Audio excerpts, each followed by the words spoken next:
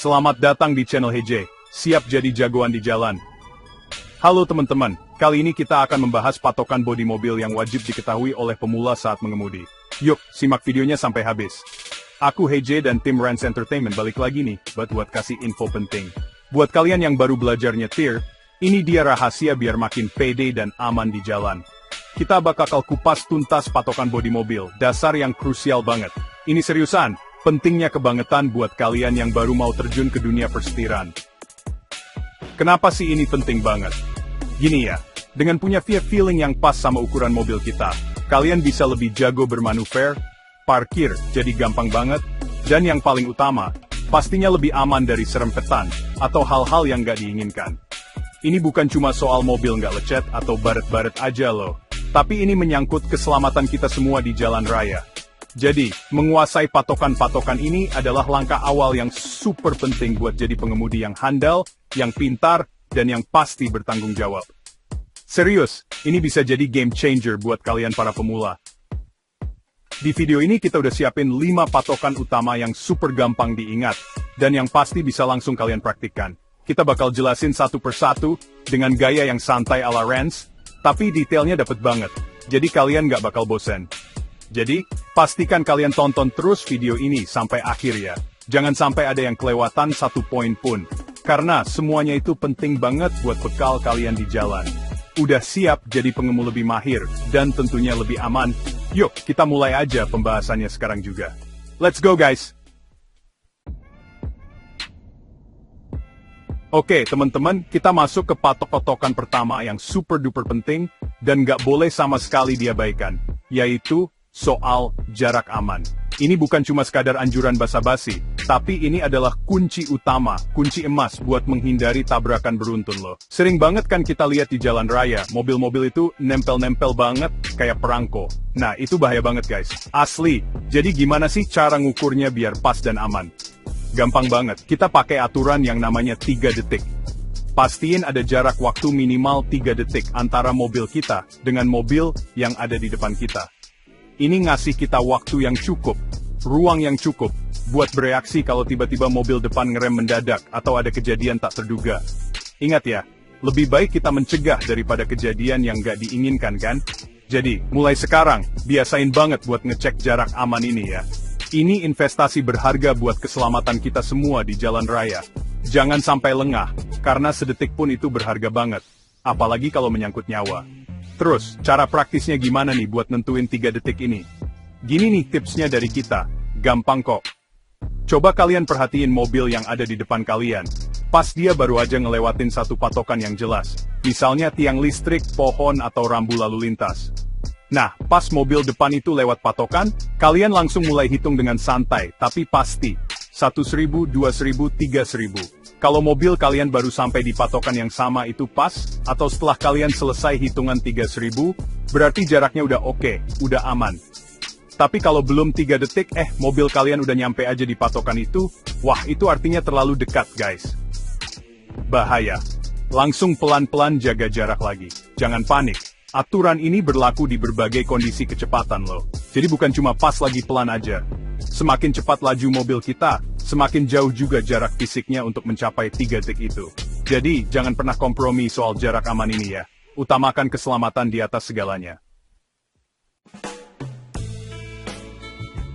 Lanjut ya, kita ke patokan kedua yang gak kalah pentingnya dari yang pertama, yaitu soal posisi mobil kita di jalur atau lajur. Ini sering banget nih disepelekan sama banyak pengemudi, padahal efeknya itu besar banget buat kenyamanan, dan yang pasti keamanan kita berkendara. Idealnya, mobil kita itu harus selalu berada di tengah-tengah lajur kita sendiri. Jangan terlalu mepet ke kanan sampai nyerempet garis tengah pembatas jalan, atau sebaliknya. Jangan terlalu mepet ke kiri sampai rasanya mau turun dari aspal. Kenapa sih harus di tengah? Ini penting karena dengan posisi di tengah, kita ngasih diri kita sendiri ruang gerak yang cukup di sisi kiri dan kanan mobil.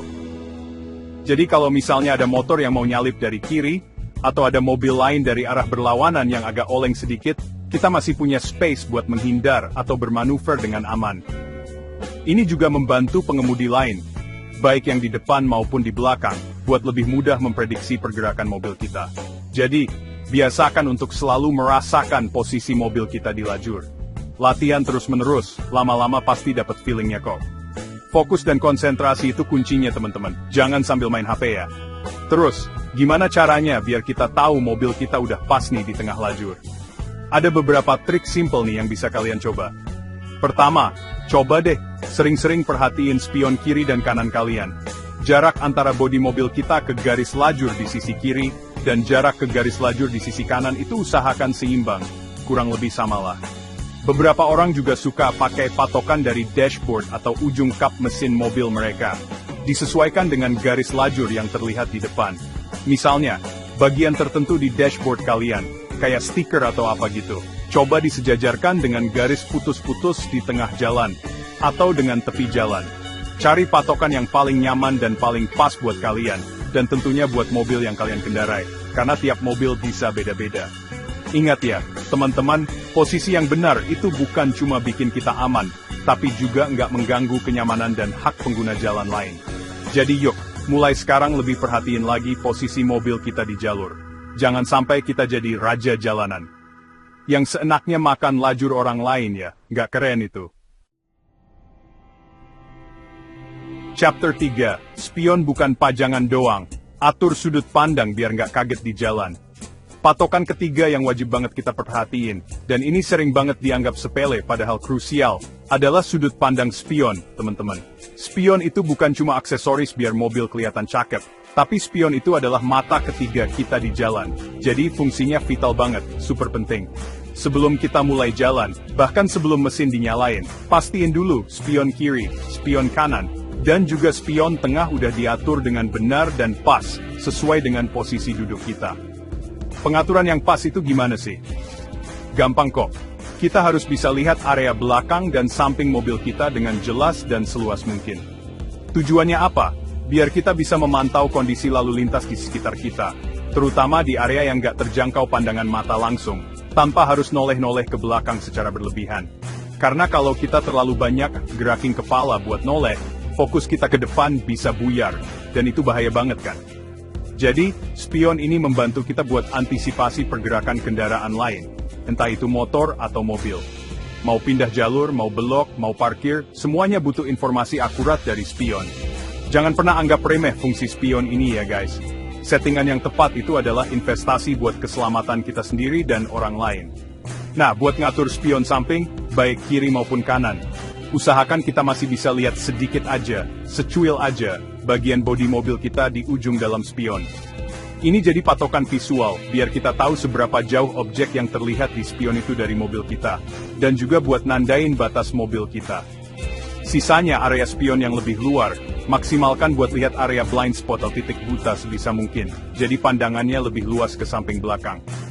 Untuk spion tengah, yang ada di dalam mobil, atur biar bisa mencakup seluruh area kaca belakang mobil kita secara penuh.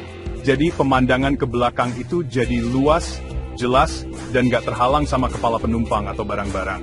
Ingat ya, setiap kali ada pergantian posisi duduk, misalnya habis disetirin orang lain, atau bahkan kalau kita sendiri ganti posisi duduk, jadi lebih maju atau mundur, spion itu wajib diatur ulang.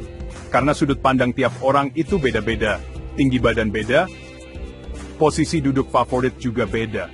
Jadi, luangkan waktu sebentar aja nggak nyampe semenit kok, buat setting spion sebelum jalan, demi perjalanan yang aman, nyaman, dan terkendali.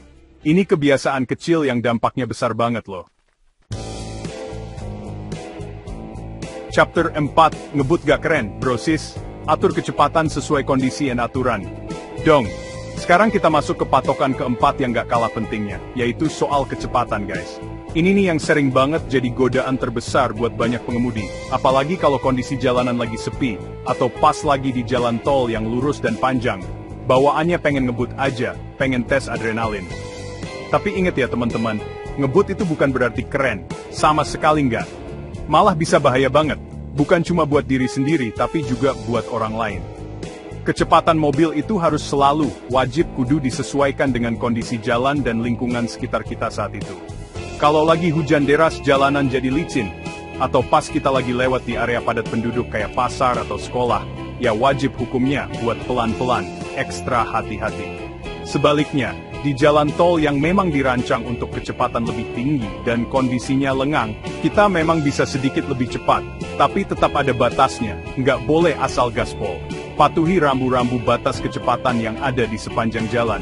Itu dipasang bukan tanpa alasan loh, tapi berdasarkan kajian keselamatan. Semua demi keselamatan kita bersama. Mengendalikan kecepatan itu, sama dengan kita mengendalikan risiko kecelakaan. Jadi jangan sampai emosi sesaat atau kebiasaan buruk pengen buru-buru menguasai kita saat di belakang setir.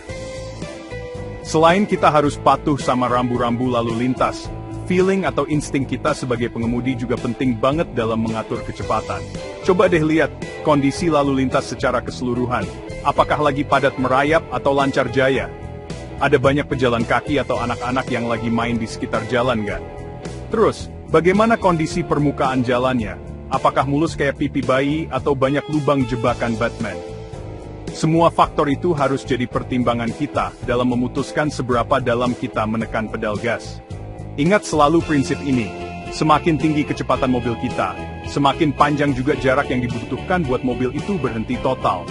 Jadi, kalau tiba-tiba ada halangan di depan, atau ada mobil lain yang ngerem mendadak, kita butuh ruang dan waktu yang lebih banyak buat ngerem dengan aman. Lebih baik kita sampai tujuan sedikit lebih lambat beberapa menit, tapi selamat sentosa, daripada kita buru-buru pengen cepat sampai tapi malah celaka di jalan. Jadi, bijaklah dalam mengatur kecepatan ya, teman-teman. Keselamatan itu nomor satu. Selalu ingat itu di kepala dan di hati. Chapter 5, Sein itu bahasa universal di jalan. Jangan malas kasih kode ya. Dan ini dia patokan kelima, yang terakhir tapi sama sekali nggak boleh dilupakan atau disepelekan, yaitu penggunaan lampu sein, atau lampu penunjuk arah. Lampu sein ini ibaratnya bahasa universal kita buat komunikasi sama pengguna jalan lain, kayak ngasih kode gitu. Mau blok kanan, mau blok kiri, atau mau pindah lajur dari kanan ke kiri atau sebaliknya, wajib hukumnya buat kasih sein terlebih dahulu. Ini bukan cuma soal sopan santun di jalan biar dibilang pengemudi yang beretika, tapi ini vital banget, penting banget buat keselamatan kita semua. Dengan kita ngasih sein, kita itu ngasih tahu niat kita mau ngapain ke pengendara yang ada di belakang kita, di samping kita, atau bahkan yang dari arah berlawanan kalau mau belok. Jadi mereka bisa antisipasi pergerakan mobil kita dan nggak kaget, sehingga mereka juga bisa menyesuaikan kecepatan atau posisi mereka. Bayangin deh kalau kita main belok atau pindah lajur aja tanpa ngasih sein, bisa-bisa diseruduk dari belakang atau samping. Ngeri banget kan? Makanya, jangan pernah malas, jangan pernah lupa, jangan pernah pelit buat nyalain lampu sein. Ini adalah kebiasaan kecil yang efeknya itu gede banget buat kelancaran dan keamanan lalu lintas secara keseluruhan. Terus, kapan sih waktu yang paling tepat buat nyalain sein? Idealnya sih, beberapa detik sebelum kita benar-benar mulai bermanuver atau berbelok. Jangan terlalu mendadak, misalnya, pas sudah mau belok baru nyalain sein. Itu sama aja bohong.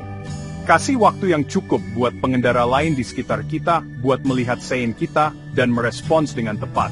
Misalnya, kalau kita mau belok di persimpangan, nyalain sein sekitar 30 meter atau 50 meter sebelum tikungan, tergantung kecepatan kita juga. Atau kalau mau pindah lajur di jalan tol, pastiin udah kasih sein dari jauh-jauh hari. Jauh-jauh meter maksudnya. Dan jangan lupa cek spion plus blind spot dulu sebelum benar-benar pindah. Pastikan juga sein itu mati secara otomatis setelah kita selesai bermanuver atau kembali ke jalur lurus. Kalau misalnya sein mobil kita nggak mati otomatis, ya kita wajib matiin secara manual. Jangan sampai sein nyala terus, padahal kita udah jalan lurus berpuluh-puluh kilometer. Itu bisa bikin bingung pengendara lain juga loh, dikira kita mau belok terus, padahal enggak. Jadi, yuk, kita jadi pengemudi yang komunikatif dan bertanggung jawab dengan rajin dan benar menggunakan lampu sein. Sein itu bukan cuma aksesoris lampu kelap-kelip, tapi alat keselamatan yang sangat penting. Outro, siap jadi pengemudi andal dan aman? Jangan lupa praktik terus, ya. Itulah 5 patokan bodi mobil yang wajib diketahui oleh pemula saat mengemudi. Semoga bermanfaat dan jangan lupa untuk selalu berhati-hati di jalan. Sampai jumpa di video berikutnya. Gimana teman-teman semua? Nggak susah kan buat diingat dan yang paling penting buat dipraktekin sehari-hari. 5 poin tadi itu bener-bener dasar banget. Pondasi awal. Tapi kalau kita konsisten terapin setiap kali kita nyetir, dijamin deh pengalaman berkendara kita bakal jauh lebih aman, jauh lebih nyaman, dan pastinya bikin kita makin pede di jalanan. Ingat ya, jadi pengemudi yang baik itu bukan cuma soal bisa ngegas dan ngerem mobil, tapi juga soal tanggung jawab kita terhadap diri sendiri dan pengguna jalan lainnya.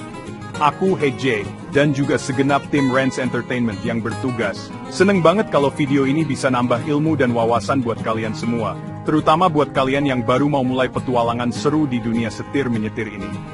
Jangan pernah berhenti buat belajar, ya. Dunia otomotif dan lalu lintas itu dinamis.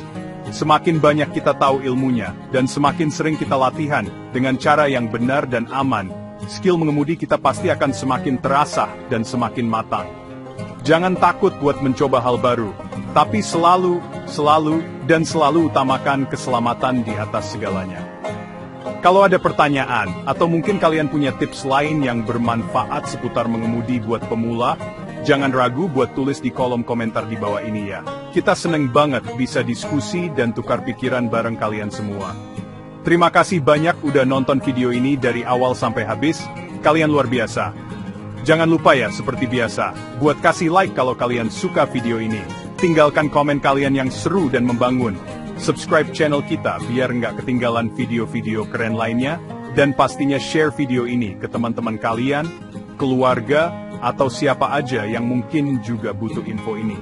Dukungan kalian semua itu berarti banget buat kita, untuk terus semangat bikin konten-konten yang bermanfaat, informatif, dan pastinya seru lainnya. Sekali lagi, hati-hati selalu di jalan, patuhi semua aturan lalu lintas yang ada. Dan jadilah pelopor keselamatan berlalu lintas mulai dari diri sendiri. Sampai ketemu di video-video Rance Entertainment selanjutnya. Dadah semuanya. Keep safety driving and always be responsible guys.